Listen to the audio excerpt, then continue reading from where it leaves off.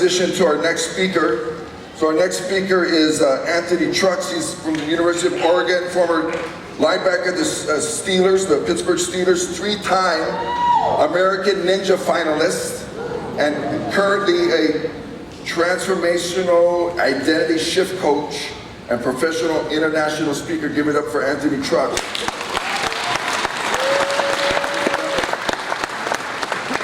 Thank you. Oh, I got 20 minutes now. Good evening. You guys are way too high up in the air up here. Gotta catch my breath. Those stairs got me winded. So, I'm a fun guy. I like to have fun in terms of like living life because we're never gonna get out of this alive. There you go. You got the joke. Wake up, folks. I know it's a little bit late, but it ain't too late to have some fun. And so for me, I'm gonna share with you guys my story. I'm not talking fast. You're listening slowly. There we go. I really want to have this time to connect with you guys as humans. So I, in fact, thought of what I'm going to talk to you about when I was hiking the incline about an hour ago. In fact, Craig, my man out here, told me, he's like, you want to go do it? I was like, no, I don't, but if you're doing it, I am. So we went and did it, and Teddy tried to talk me out of it through Craig. And I was like, no, I'm still going. So we're gonna have some fun. Here's what's cool. I think there's an interesting way that life works, which is we live life, we don't pay attention to life, and all of a sudden life kicks us and goes, hey, pay attention. And then out of that, some cool lessons arise. And so sometimes we do have to be silent, quiet, just listen to what life has. And I feel like there's a real unique part of how our experiences are where I think the life we want is already set out in front of us. The problem is, we mess it up. We mess it up by being fearful, we mess it up by not having the good connections, we're just kind of steering clear, or that gut feeling we don't lean into, we don't step into things that excite us. We don't take the risks sometimes. And so for me, I found a way in my life to navigate this accidentally, and then realize like, oh, I can do it on purpose. Now here's an interesting scripture that I've always loved, and I'm gonna tell it to you now, then we're gonna talk for the next 16 minutes and 25 seconds. You took time off, didn't you? I talked that slow or fast? You took time off, didn't you? Yeah, you did a little bit. Maybe you didn't. So here's a scripture, John 16:33, and it says, I say these things that in me you may have peace. In this world you will have tribulations. I'm saying this on purpose. But take heart, I have overcome the world. Right? So I'm gonna let that sit, let it simmer and cook like a good steak. Or that chicken that we had, it was smoked, delicious. Who made that? Oh my goodness. Oh yeah, I'm gonna have some the itis later they call them, I'll fall asleep quick. So I had this thought in my head of how I'm gonna talk to you. Here's what I realized. I wanna make sure, one, I talk to you from my heart about who I am, but two, I talk from a place of what I'm passionate about now. Because no one wants to hear somebody talk about something talked about a million different times. I wanna come from a place of what's actually in my heart. And so I have this weird life I'm gonna tell you about, and I experienced a window where something kind of unpacked and revealed itself to me. Through not even me, but people around me. And so the statement was a statement that's called dark work. Now, you hear that, it goes, oh, there might be some negative dark, but I believe that what you do in the dark shines in the light, comes in the light also, right? But all of us in here right now can think about a place when we did something in the dark that was unseen, unsexy, no one cheered us on, it was difficult, it was misunderstood by our peers or loved ones. In fact, you might have been ridiculed at some point. Anybody had that happen? Like you want to do something, people go like, oh, why would you do that? Anybody? You want to pick up a new guitar lesson? It's like, you can't play guitar. I'm going to go and get a pilot's license. You won't fit in the plane. You probably don't, let's be honest. Right? So the idea is like, we all have these moments in life, and I'm sure someone at some point probably was like, well, what are you doing? Don't go up in there. We're not supposed to be up there. Like, stay on the ground, you know? But we all, those who I think have amazing lives, they step in that direction. So I found in my life, I always had this thing going on, we've all had it, which is this work we've done in the dark that allowed us to shine amazingly in the light. As moms, as dads, as cousins, as brothers and sisters, as coaches, as players, right? There's things that we all navigate and do that allow us to be this amazing, proud person. But if we're honest, it doesn't come easy. It comes in difficult spaces, and in fact, sometimes we have to get thrust into the dark to do the dark work. There's times when life just seems to knock us down, all these things, they start stacking themselves, and it just feels overwhelming, like a pressure in your chest. And you're in that dark, and you have one of two choices. One, you can check out. I'm done, it's too hard, walk away from it, or I can go, you know what? I'm gonna lean back in. Why? Because I got a kid, or I got a wife, or I got bills to pay, whatever it might be. And we do this in one of two ways. One way is I do it on demand, intentionally to be great, or the second, which I just explained, when crap hits the fan, I say. Things go crazy. Right? We all can go to that place in our head. And so I go, that's what I want to talk about tonight. Like when that's happened for me, but I want to extract some lessons for you to take from it. So for me, I was given away at 3 years old in foster care. I dealt with a very heinous situation. Meaning back in 1986 when I was put into this situation, there was no social media, there was no television screen, there's no video. And in fact, a lot of kids in foster care, we choose to have this thought go on that goes, if I'm really bad, they'll give me back to my mom or dad. So for me, that's my thought, I'm gonna be really bad, but I wasn't always bad. In some of the houses, they were heinous people. They would put me in this chicken wire netting and they'd make me chase these chickens. And if I caught a chicken, I got to earn a meal that night. One house would put me in a shopping cart, push me down the shopping cart, the hill. In the cart, I would hit the curb, fall out. They'd put me back in, they'd do it again and again. One house put me at 6 years old in front of the house on a curb, held me down to my shoulders, and forced me to lick the bottom of the neighborhood kid's shoes till my tongue bled. So by 6, I was an unhappy kid. I was put into the dark. Like my mom thrust in this crazy environment. In fact, statistically, what most people don't know is 75% of inmates in prisons in America now are former foster kids. Half our homeless population spend time in foster care because when we turn 18 and they don't get a check, the families, they kick us out. Less than 1% of us will graduate from college. So life isn't really set up for us to do very well. So I had this whole situation take place. I got finally landed in a family that's my now family. The only difference is, like my man over here, Nick, I'm the only black person in an all-white family. Except my sister married a black guy, so I got a brother for a brother now, you know? So they got a little bit in the house. And the interesting thing is, like, I didn't know where I fit. Strong talked about this identity shift, like, who am I, where do I fit, right? There's a lot of different things we navigate, and life puts in these dark situations, and we don't realize that we have to step out of this person we see ourselves to be to get past this little hiccup. I believe that when it comes to identity, the dark work, it's a pathway to something. I do not believe you can attain or sustain some dream, some vision above your current identity. Who you see yourself to be, the habits you have, the actions you have, perspective you have, the framing of your mind. If you don't see yourself doing what this person has, you don't get that thing. But it takes you getting thrust in the dark to do the things you don't want to do, to level yourself up to that level. So for me, the first time I did this was after 8 years in the family. At 14 years old, I had an opportunity to finally be a little bit free. So I stood in front of a judge. I did what's called severing parental rights. Much like you were emancipated, I severed parental rights, meaning my biological mom no longer had control of my life. Looked my mom in her eyes and said, I no longer want you to be my mom anymore. So I could be free. Now free for me, when I'm gonna run around, man, I couldn't wait to hit people and not get in trouble. Oh, no, I couldn't wait to do it. I'm a little pent up kid running around. Now, while I wouldn't recommend this to children, and you don't do this in school, I did it with a helmet on and shoulder pads, right? Yeah, they get it. The parents are like, hold on, where's he going with this? Stop, right? But I had this mentality, like if I could go do this, and I got to be cheered on in a place that really wasn't my norm, right? I got to be celebrated in some manner. And it took me to this level where I got to have this space that was mine. Now, here is where life has some little way of playing with you, right? I was horrible at football. I'm legit, I was horrible. Because what happened is I'm 14, my teammates have been playing since they were 5 and 6 and 7. They got 6, 7 years on me. So while I'm going out there, I'm gonna get this, I'm getting hit left and right like fresh meat. Like it was horrible. And I go like, this sucks, man. Like, you know, part of my head was like, I don't wanna do this anymore. So I was like, all right, I love this thing, but dream, identity. I wasn't the guy to do it yet. So now I'm in a situation where I go, okay, season's over, I've got through it, I endured this crappy situation. The next season comes around, my freshman year of high school, I step on the field again. I wasn't any better, folks. And I had all my teammates tell me, in fact, one time I dropped 3 touchdown passes in the end zone in the 4th game of my freshman year, and a guy the next practice, Roman Sentinelli, stands up after I drop another ball, I do a little slant, I drop it again, and he goes, Trucks, you got butterfingers, man. Shut me down.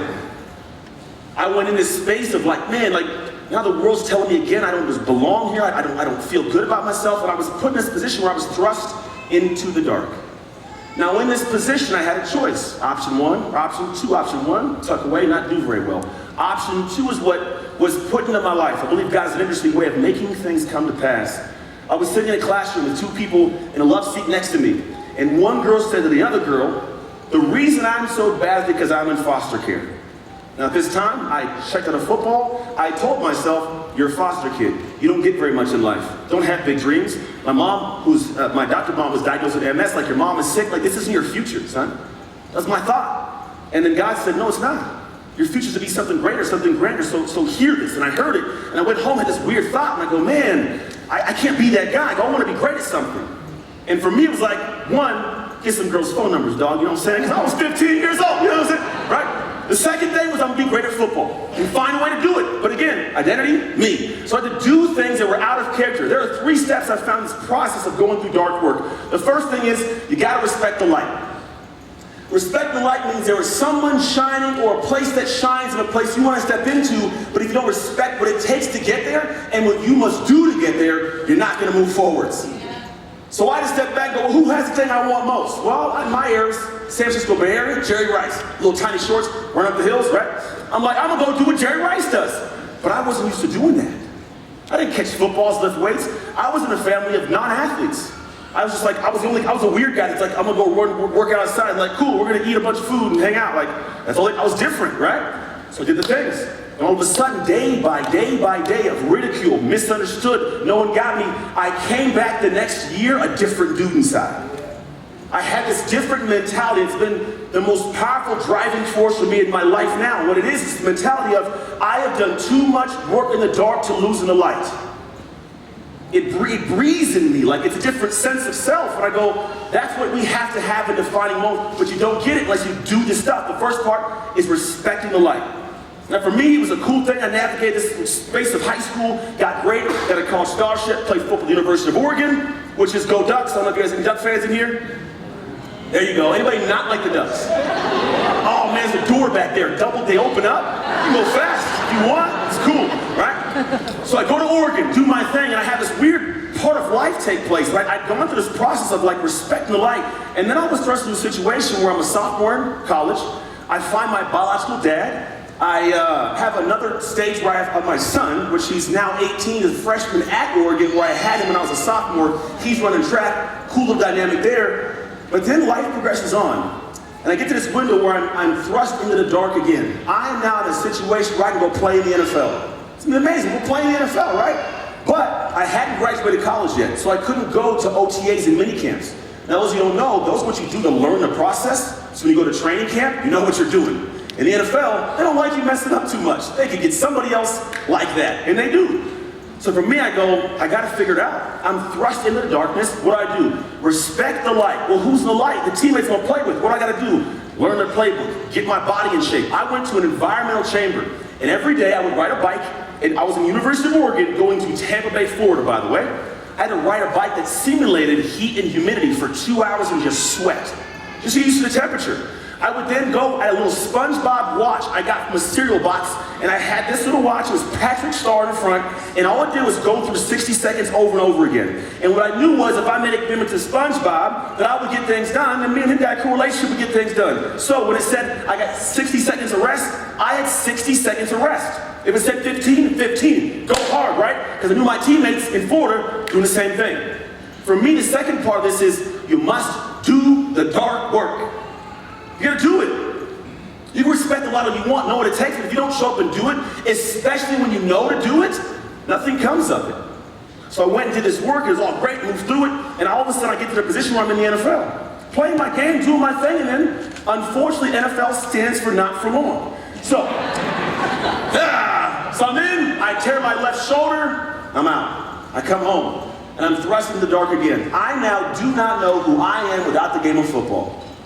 If anybody's ever left the military, left the sports world, sent a kid off to college, left a relationship, left a job, whatever it is, when you have to wake up one day and go, I can't do what I used to do anymore, and you don't know who you are, like it's tough, it's a heaviness.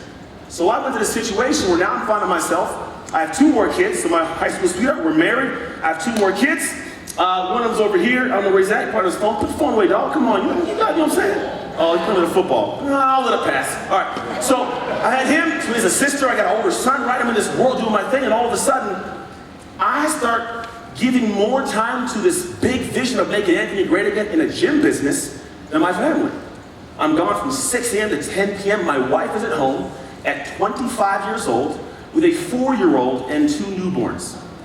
All the moms go, yeah, you know, oh, I know. I didn't know, right? So I find myself quickly divorced. To find my way, and I'm talking about, it was a tough place to be.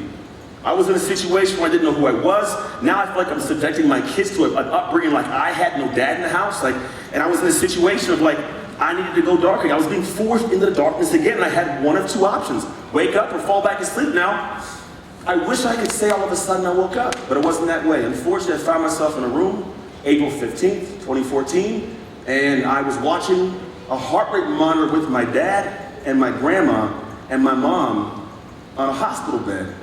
And we watched my mom inhale and exhale her final breaths of the planet.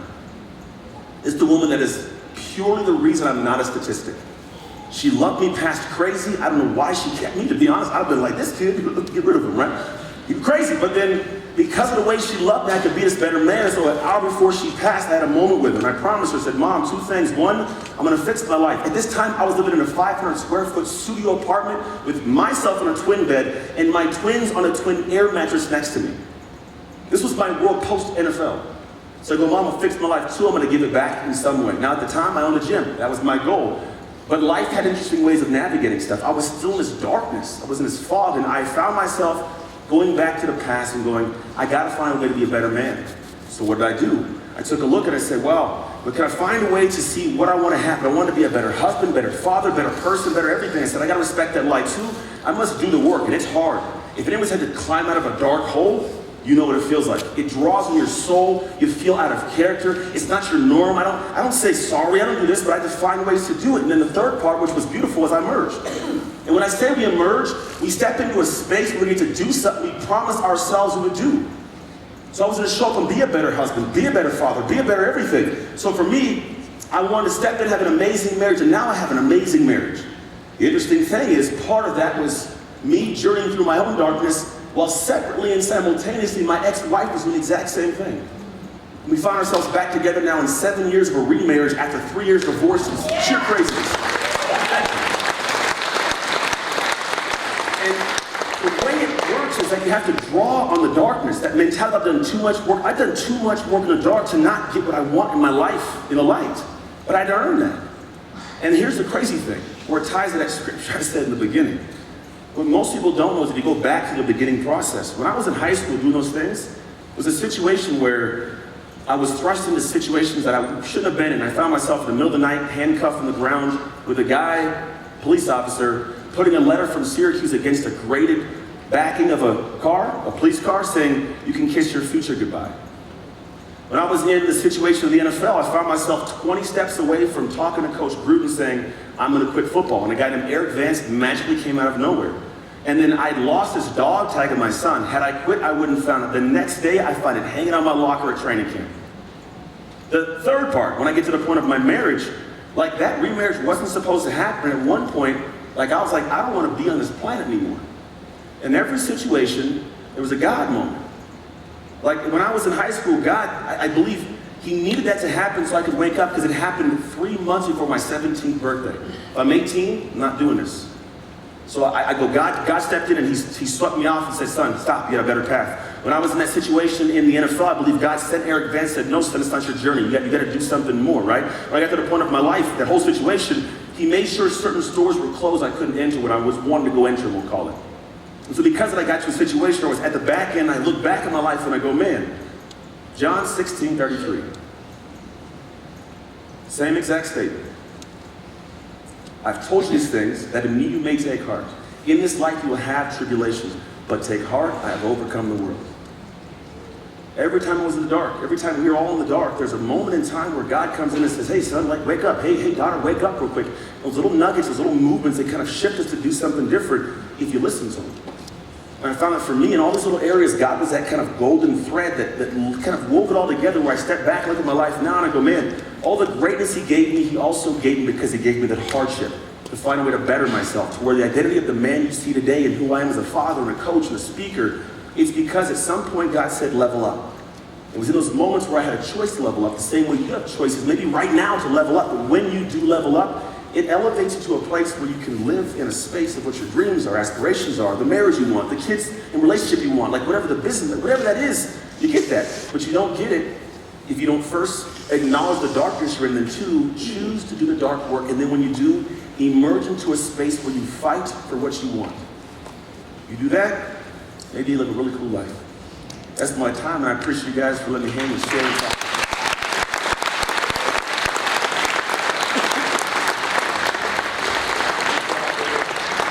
Good job, man. So I'm going to call Pastor Steve up.